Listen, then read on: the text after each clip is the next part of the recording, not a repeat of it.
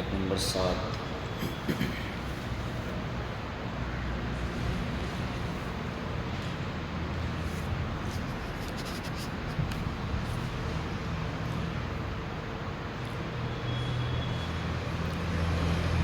اعوذ باللہ من الشیطان الرجیم، بسم اللہ الرحمن الرحیم۔ واذکروا نعمت اللہ علیکم ومیثاقہ الذی واثقکم بہ اذ قلتم سمعنا وأطعنا واتقوا الله إن الله عليم بذات الصدور۔ يا أيها الذين آمنوا كونوا قوامین للہ شہداء بالقسط ولا یجرمنکم شنآن قوم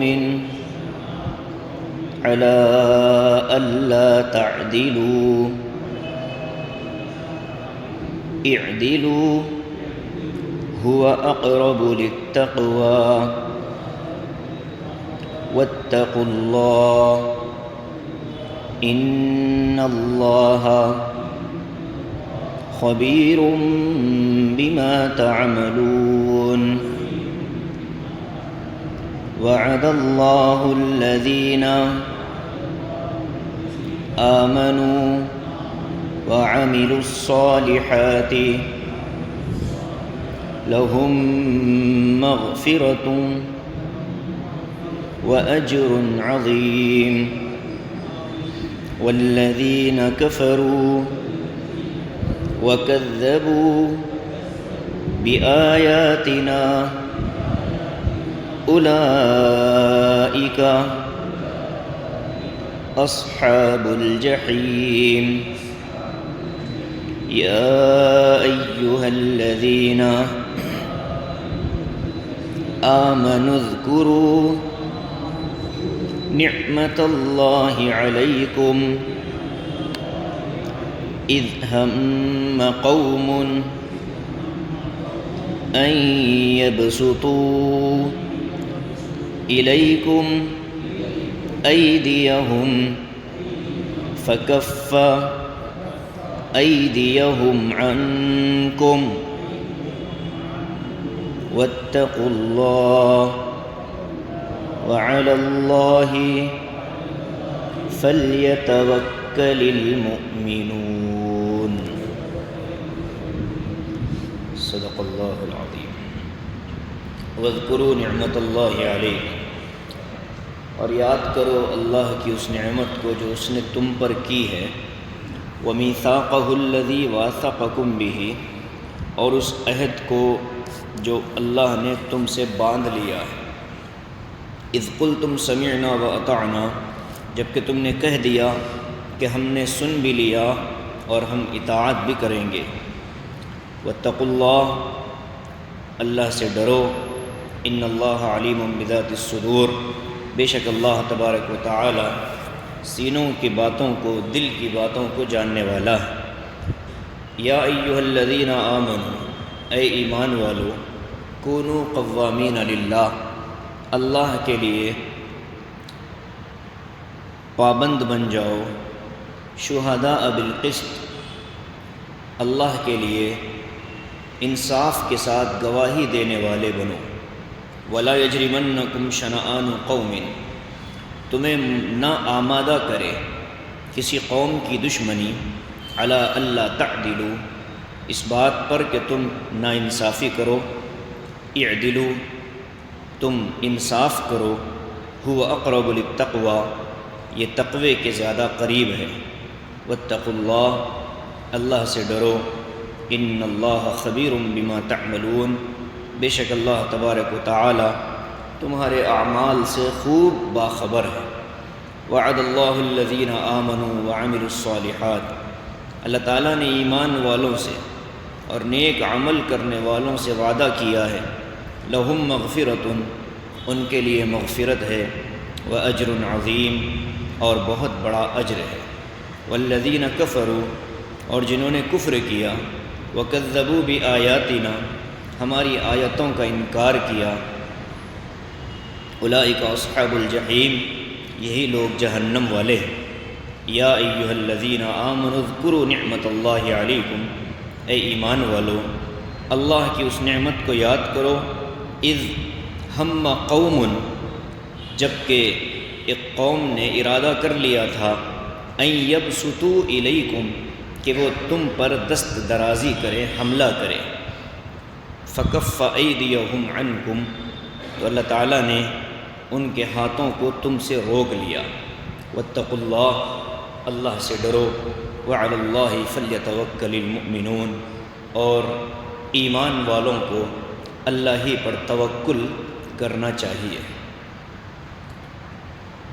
یہ جو آیتیں ہیں گزشتہ وضو، غسل اور تیمم کی آیت تھی، اور اس آیت کے اختتام پر، اس کے آخر میں اللہ تبارک و تعالیٰ نے فرمایا تھا کہ یہ جو احکام نازل ہو رہے ہیں یہ اس لیے نہیں کہ اللہ تم پر کوئی تنگی مسلط کرے، بلکہ یہ اس لیے ہیں کہ اللہ تعالیٰ تمہیں خوب پاک کرے، جسمانی طور پر بھی اور روحانی طور پر۔ تو گویا کہ اللہ تعالیٰ نے مسلمانوں کو تیمم، طہارت، وضو، غسل جیسے احکام دے کر کے ان پر گویا ایک انعام فرمایا۔ اگر یہ طہارت کا مسئلہ نہ ہوتا، پاکی حاصل کرنے کے مسئلے نہ ہوتے، تو پھر انسان جانوروں کی طرح زندگی گزارتا، اور اسی طریقے سے ناپاکی اور پاکی میں کوئی فرق اور امتیاز نہیں رہتا۔ جیسے دنیا میں مسلمانوں کے علاوہ جتنی قومیں ہیں ان کے پاس طہارت جیسا تصور اور طہارت کا جو کانسیپٹ ہے وہ ان قوموں کے اندر نہیں پایا جاتا۔ یہ صرف اسلام کی خصوصیت ہے۔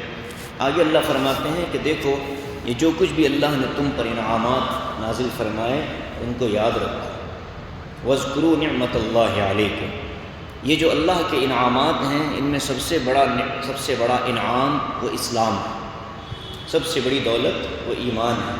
تو مومن کو چاہیے کہ وہ اپنے ایمان کو اور اللہ کی اس نعمت کو ہمیشہ یاد رکھے کہ اے اللہ آپ نے ہمیں ایمان والا بنایا، یہ آپ کا کرم ہے، آپ کی مرضی ہے، آپ نے اپنے فضل سے دیا ہے، ہمارا اس میں کوئی کمال اور ہماری کوئی خوبی اس میں نہیں ہے۔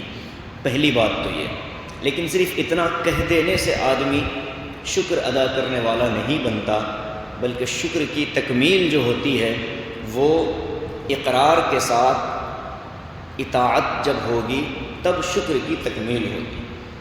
آدمی زبان سے کہتا رہے کہ مولا آپ کا شکر ہے کہ آپ نے ایمان والا بنایا، لیکن ایمان کے لیے جو کلمہ اس نے کہا لا الہ الا اللہ محمد الرسول اللہ، یہ جو کلمہ تھا، اور اس کلمے کو گویا کہ ایک طرح کا اگریمنٹ مانا جاتا ہے۔ بندے نے اللہ سے ایک معاہدہ کیا ہے، بندے نے اللہ سے ایک وعدہ کیا ہے کہ آپ کے علاوہ کسی کو اپنا الہ اور معبود نہیں مانوں گا، اور آپ کے احکام کی 100% پابندی کروں گا۔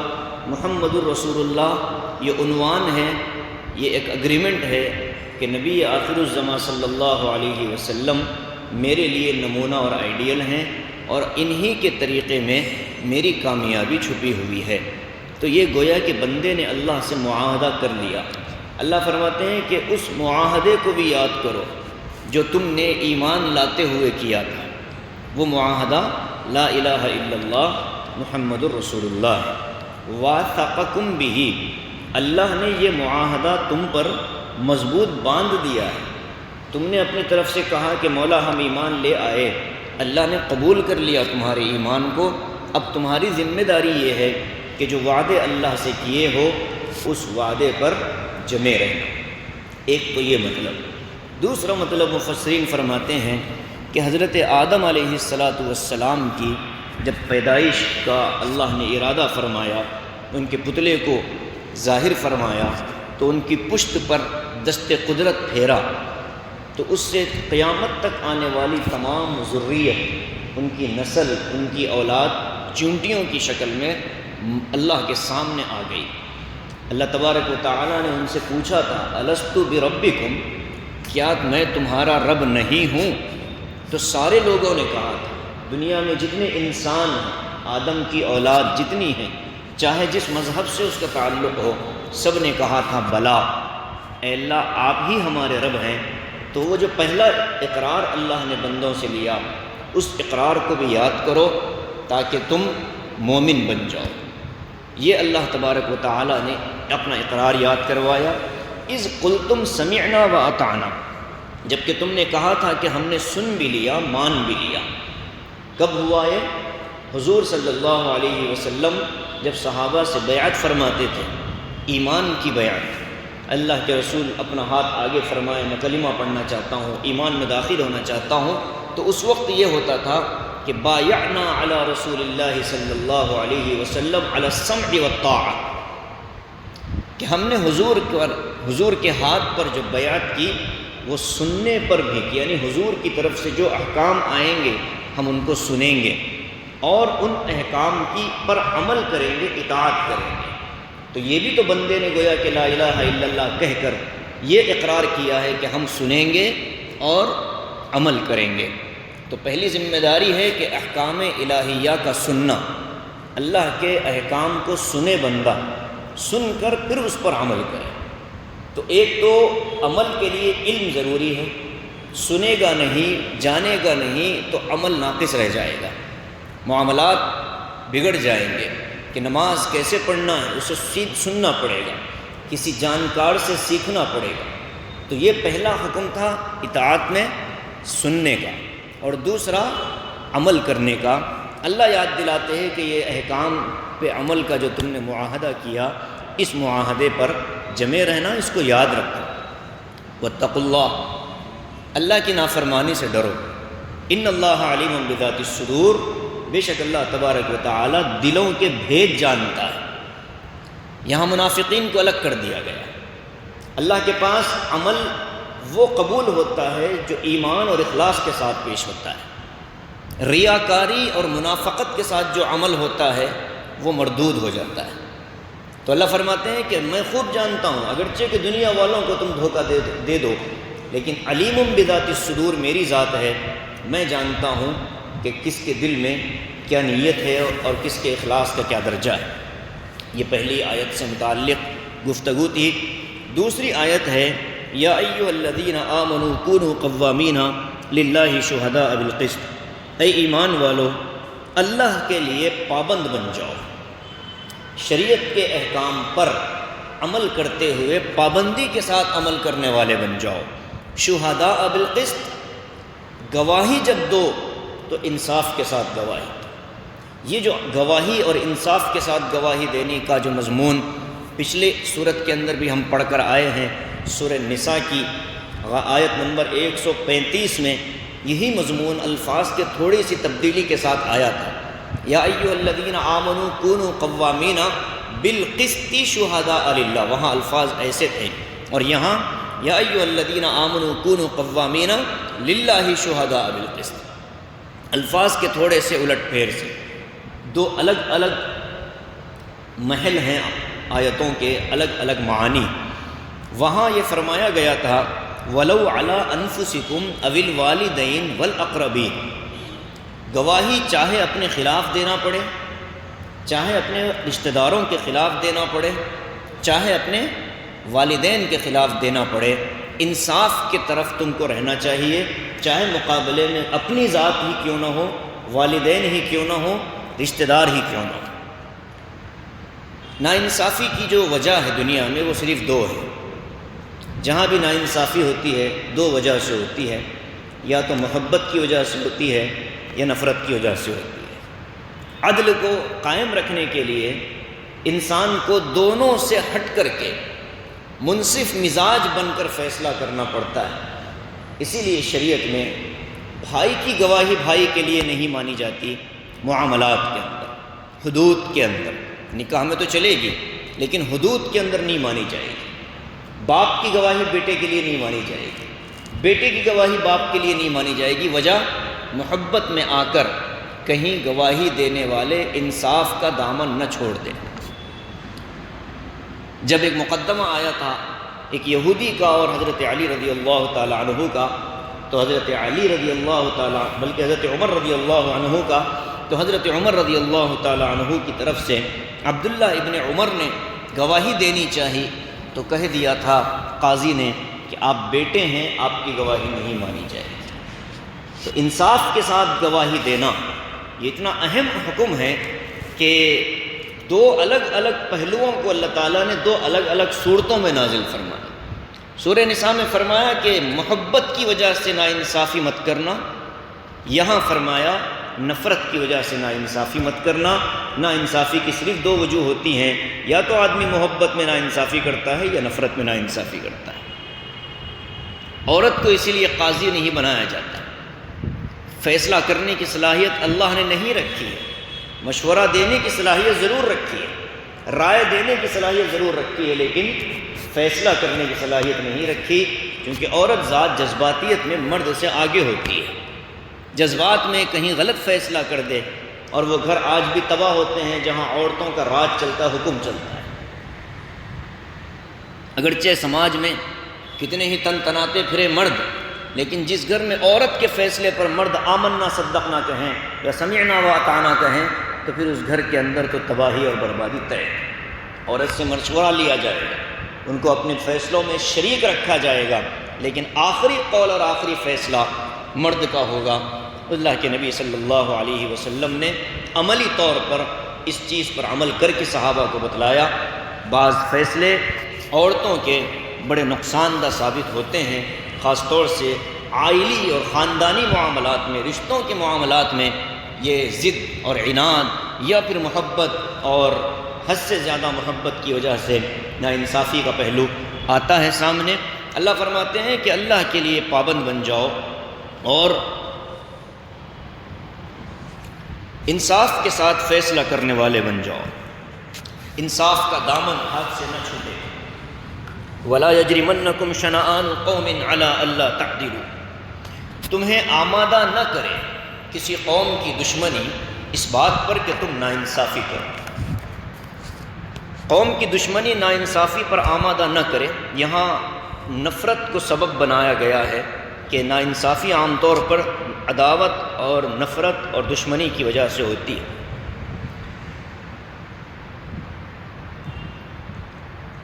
آگے فرمایا اعدلوا، انصاف کرو، یہ صاف حکم ہے۔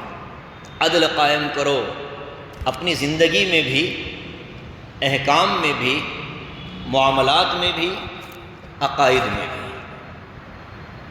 اوپر کی جو آیت تھی وہ وضو، غسل، تیمم سے متعلق تھی، وہ انسان کا ذاتی عمل ہے۔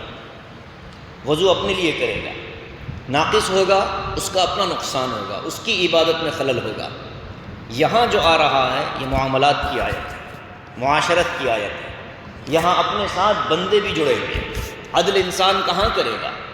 آگے والوں کے ساتھ عدل ہوگا۔ انصاف کہاں ہوگا؟ جب سماج میں ہوگا تب انصاف ہوگا۔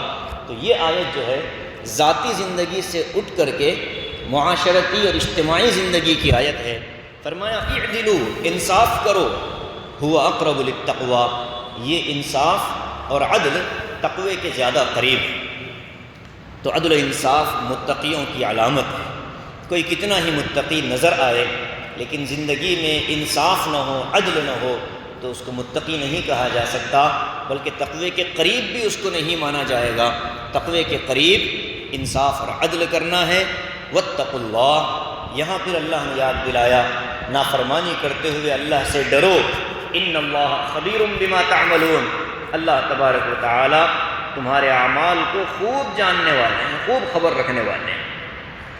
اوپر ذاتی معاملات تھے، ذاتی عبادتیں تھیں، تو اللہ نے فرمایا دلوں کے بھید اللہ جانتا ہے، چونکہ اخلاص کا معاملہ تھا۔ یہاں معاملات آ چکے ہیں تو یہاں تو ظاہر میں بھی انسان کو صحیح رہنا ہے اور باطن میں تو صحیح رہنا ہی ہے۔ باطن کی آیت اوپر آ گئی، ظاہری صحیح رہنے کے لیے اللہ فرماتے ہیں کہ تم جو عدل کر رہے ہو، انصاف کر رہے ہو، یہ نہ سمجھنا کہ لوگوں کو دھوکہ دے کر بچ جاؤ گے، تمہارے اعمال کی پوری خبر رکھنے والا اللہ موجود ہے۔ پھر فوراً فرمایا وعد اللہ الذین آمنوا وعملوا الصالحات، ایمان لانے والوں اور نیک عمل کرنے والوں کو اللہ کا وعدہ ہے، لہم مغفرۃ و اجر عظیم، ان کے لیے مغفرت ہے اور بہت بڑا اجر ہے۔ تنبیہ آئی اوپر، فوراً خوشخبری نیچے آ گئی۔ یہ قرآن کا بیلنس ہے۔ اوپر تنبیہ کی آیتیں ہیں، اعدلوا هو اقرب للتقوى واتقوا اللہ ان اللہ خبیر بما تعملون، ڈرو اللہ سے۔ پھر فوراً کہا نیک کام اور ایمان، دو شرطیں ہوں گی تو پھر جنت تمہارے لیے، مغفرت تمہارے لیے۔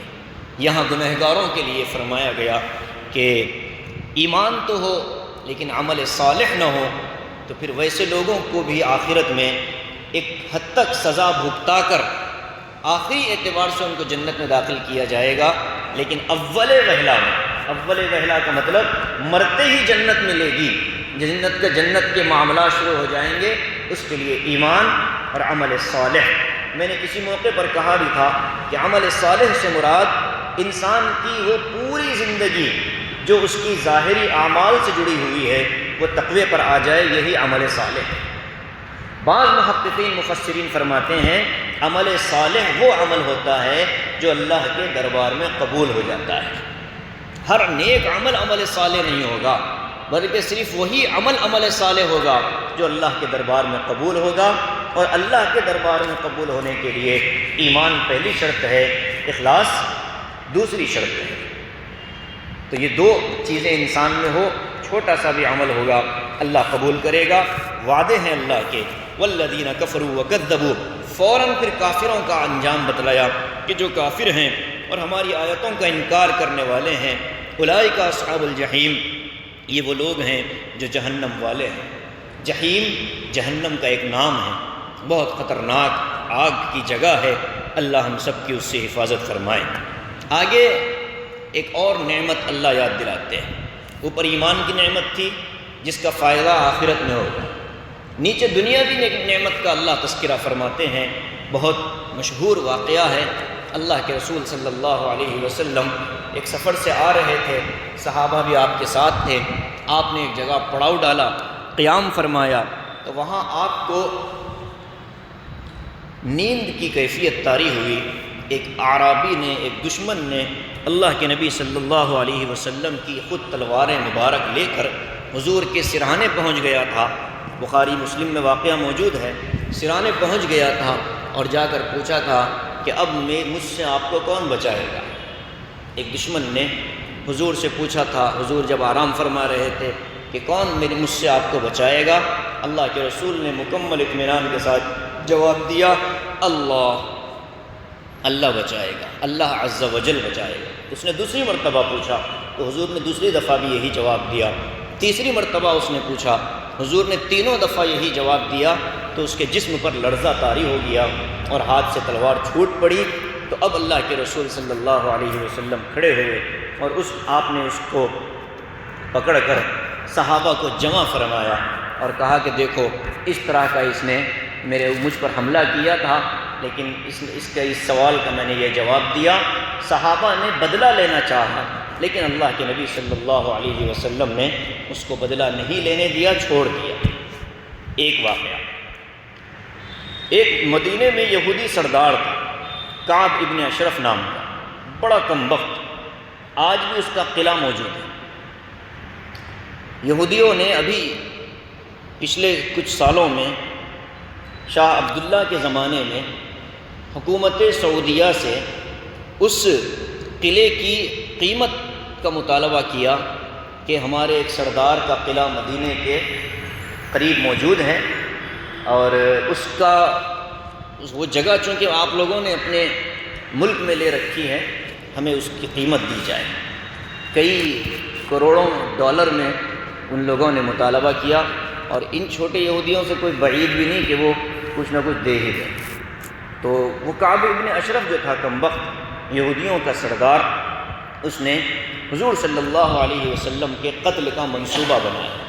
حضور کو ایک جگہ بلایا تھا، آپ آئیں ہمارے گھر اور آ کر کے یہاں دعا کر دیں۔ تو اللہ کے رسول جانے لگے، جبرائیل امین نے آ کر اطلاع دی کہ یا رسول اللہ یہاں نہ جائیں، اس لیے کہ یہ آپ کے قتل کا منصوبہ بنا چکا ہے۔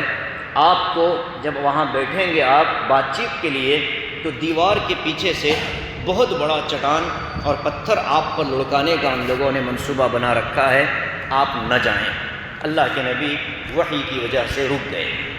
تیسری بات، اللہ کے نبی علیہ السلام پر مدینے میں انہی یہودیوں کی طرف سے ایک خاتون کے ذریعے سے زہر ملا ہوا کھانا پیش کیا گیا۔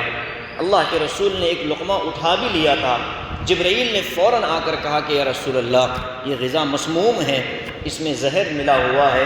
تو حضور نے اس کو رکھ دیا، لیکن ایک مرتبہ آپ نے اس کو چبایا تھا، تو اس کا اثر مرض الوفات میں جب بخار کی کیفیت بڑھ گئی، اللہ کے رسول نے فرمایا کہ وہ جو زہر کا کھانا مجھے اس وقت، اس کی بھی تکلیف میں اس وقت محسوس کر رہا ہوں۔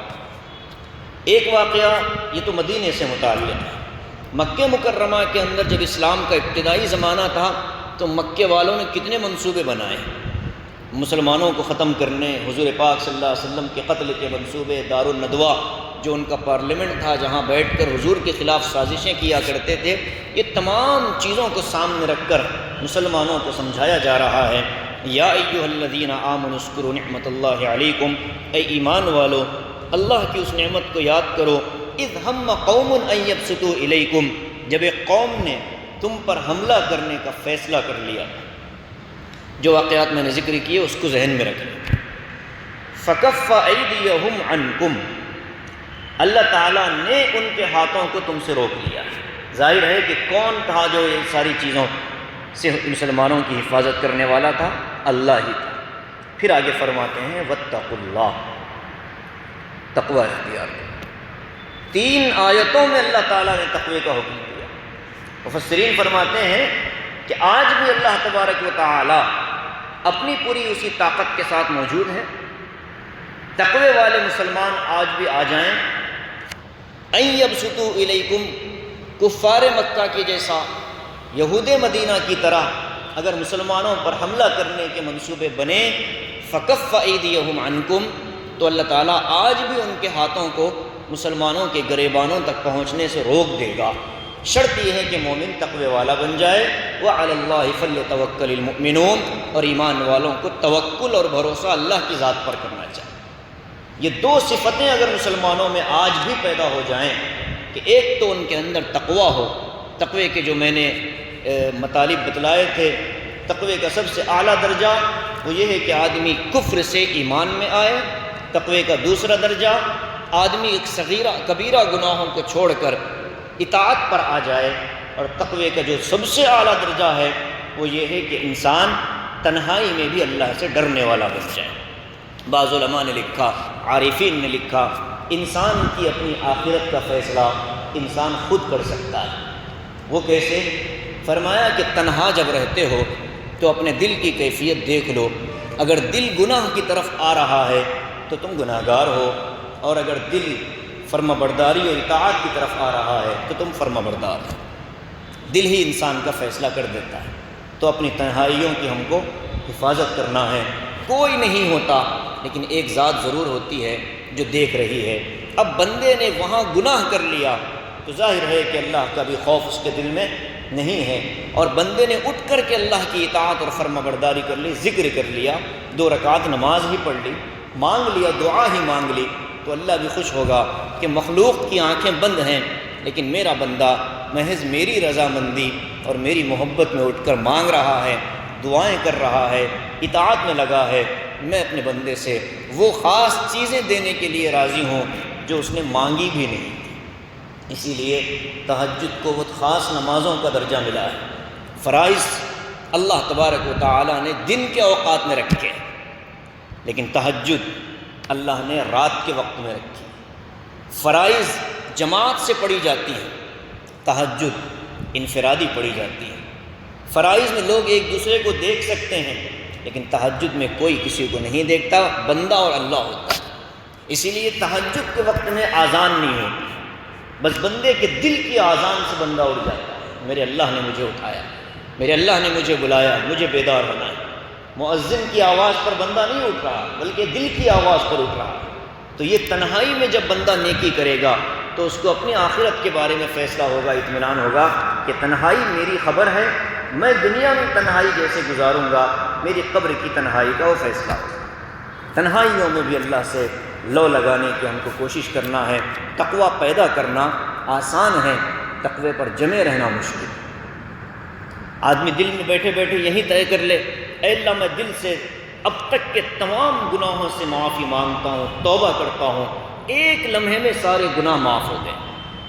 آپ کر کے دیکھ لیں، 2 سیکنڈ کے لیے بیٹھ کر دل کی گہرائیوں سے اللہ کی طرف رجوع کر لے، نگاہوں میں، چہرے میں تھوڑا سا رونے کی کیفیت بن جائے، بندہ اللہ سے تعلق جوڑ لے اور کہے کہ مولا جتنے گناہ میں نے آج تک کیے ان سب گناہوں سے میں توبہ کرتا ہوں، میرے دل کی توبہ قبول فرما لے۔ اللہ کی قسم ہے، دل سے ہوگا، خلوص سے ہوگا، ایک لمحے میں ہمارے گناہوں کے نام اعمال صاف ہو جاتے ہیں۔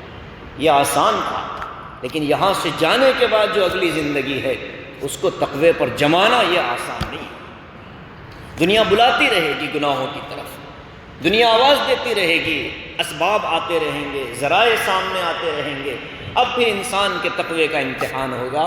تو جو تھوڑا سا مجاہدہ کرے، تنہائی میں اللہ سے مانگنے کی عادت ڈالے، گناہ ہو فوراً توبہ استغفار کرے۔ مایوسی نہیں ہے اسلام کے اندر، گناہ ہو گیا بندے سے فوراً توبہ کرے، فوراً توبہ کرے، مولا غلطی ہوگی معاف فرما، مولا غلطی ہوگی معاف فرما، دل سے کہہ دے، ہاتھ نہ اٹھائے، بندہ دل ہی دل میں کہہ دے مولا معاف کر۔ بس یہ تعلق اگر بندے کا اللہ سے قائم ہو گیا تو پھر اس دل کے اندر تقوی بھی پیدا ہوگا، وہ دل اللہ کا مسکن بنے گا، تنہائی میں بھی اس کا دل اللہ اللہ کرتا رہے گا۔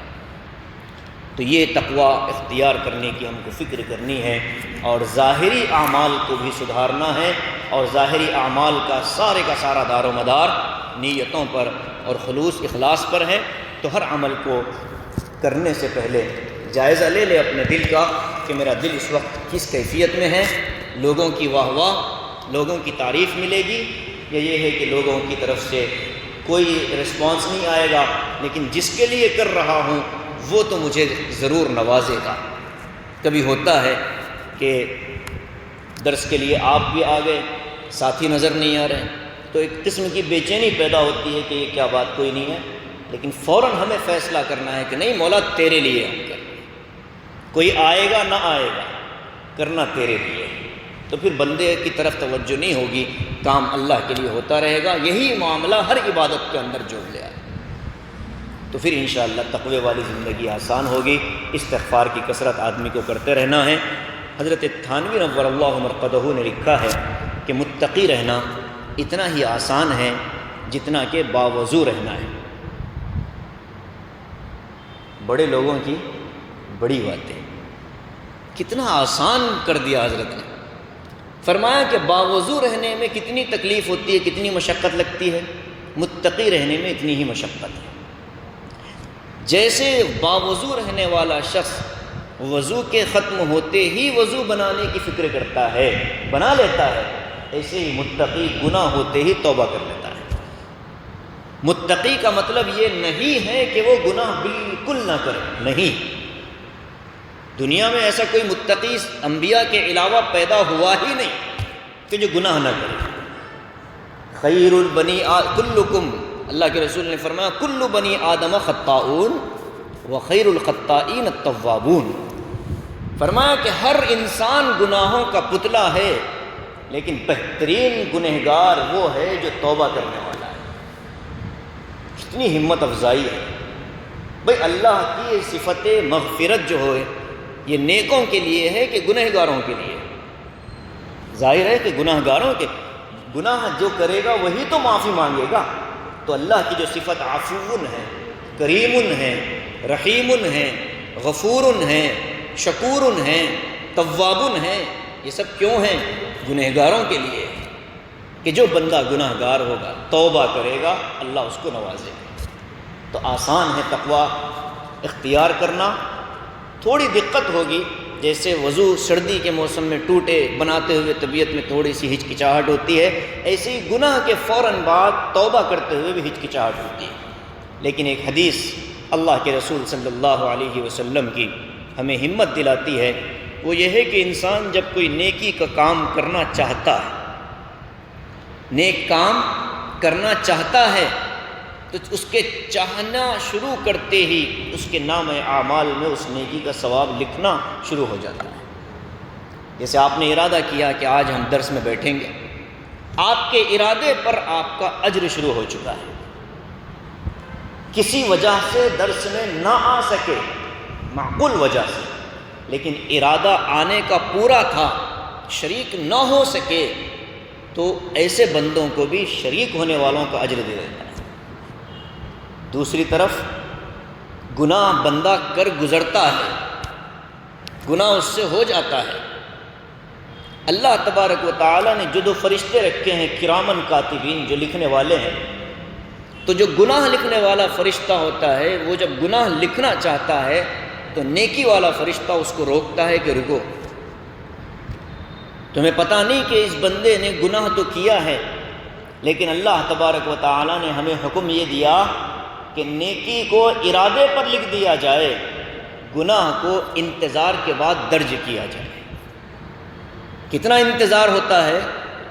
6 گھنٹے انتظار ہوتا ہے۔ مفسرین نے لکھا کہ ایک گناہ گار کے گناہ کو اس کے نام اعمال میں درج کرنے کے لیے 6 گھنٹے کا انتظار ہوتا ہے۔ ایک دن کے 4 پہر ہوتے ہیں نا، ایک تو پہلا پہر، 2 پہر، 6 پہر، ایک دن کو 4 حصوں میں تقسیم کیا تو 4 24 گھنٹوں کے 4 بنا دیں، کتنے بنیں گے؟ 6۔ تو فرمایا اللہ کے رسول نے کہ ایک پہر اس کے گناہ کے درج کرنے سے فرشتہ رکا رہتا ہے۔ جب ایک پہر گزر جاتا ہے، 6 گھنٹے گزر جاتے ہیں، بندہ توبہ نہیں کرتا، تب اس کا گناہ اس کے نام اعمال میں درج ہوتا ہے۔ تو کتنا اللہ شفیق ہے، کتنا کریم ہے، کتنے رحیم ہیں کہ گنہگاروں کو ہمت دیتے ہیں، ہو گیا گناہ کوئی بات نہیں، توبہ کر لے، تھوڑی سی توبہ کر لے، 2 آنسو بہا لے، نادم ہو جا، شرمندہ ہو جا، غلطی ہو گئی مولا، بس انسان ہوں، مجھے معاف کر دے۔ اور ایک بڑا پیارا جملہ لکھا ہے کہ اگر کسی سے گناہ چھوٹتا نہیں ہے، کوئی گناہ ایسا ہے جو آدمی سے چھوٹتا نہیں، بندہ کوشش کرتا ہے لیکن چھوٹتا نہیں ہے، کوشش میں مخلص ہے، پوری کوشش کرتا ہے لیکن وہ چھوٹ نہیں پاتا، تو پھر علماء نے لکھا ہے کہ بندے کو چاہیے کہ اپنا پوری کیس کی فائل اللہ کے حوالے کر دے اور یوں کہہ دے کہ مولا اب یہ جو گناہ میں چھوڑنا چاہتا ہوں لیکن چھٹ نہیں پا رہا، آپ اس گناہ کو یا تو چھڑوا دیجئے، یا تو چھڑوا دیجئے، یا پھر میرے اس گناہ پر میری پکڑ مت فرمائیے۔ یا تو گناہ چھڑوا دیجئے یا میری پکڑ مت فرمائیے، میں پوری کوشش کر رہا ہوں مولا، لیکن یہ گناہ میں اس سے چھوٹ نہیں رہا۔ تو پھر دیکھیں، یہ اگر بندہ مانگتا رہے گا روزانہ، تو ایسے کئیوں گناہ گار جو گناہوں میں ملوث تھے، گناہ چھوٹ نہیں پاتا تھا، اس نسخے پر عمل کر کے ان کے کئی سالوں کے پرانے گناہ چھوٹ چکے۔ بندہ مخلص ہو، فیصلہ کرے دل میں، پھر اللہ سے یوں مانگے تو انشاءاللہ اس کے گناہ بھی چھوٹیں گے اور پھر وہ متقی بنے گا۔ ہم بھی کوشش کریں کہ کمائی حلال ہو، تقوی آتا ہے حلال کمائی سے، حرام کی آمدنی سے ہرگز تقوی پیدا نہیں ہو سکتا۔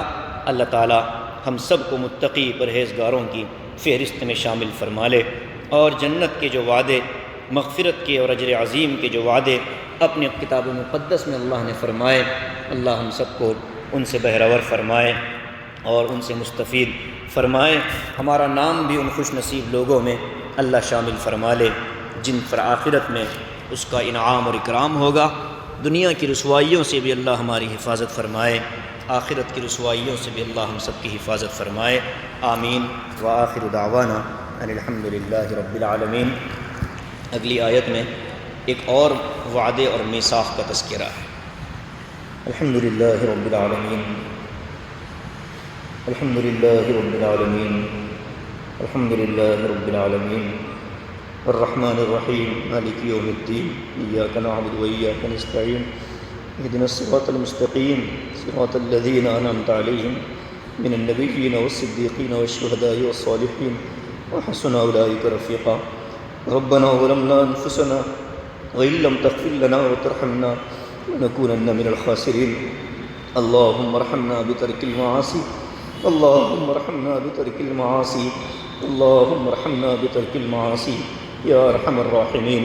اللهم اعنا على طاعتك، اللهم اعنا على طاعتك، اللهم اعنا على طاعتك يا ذا الجلال والإكرام، يا حي يا قيوم، يا غفار الذنوب، يا غفار الذنوب، یا قابل التوب، یا قابل التوب، یا حنان یا منان، یا ذا الجلال والاکرام۔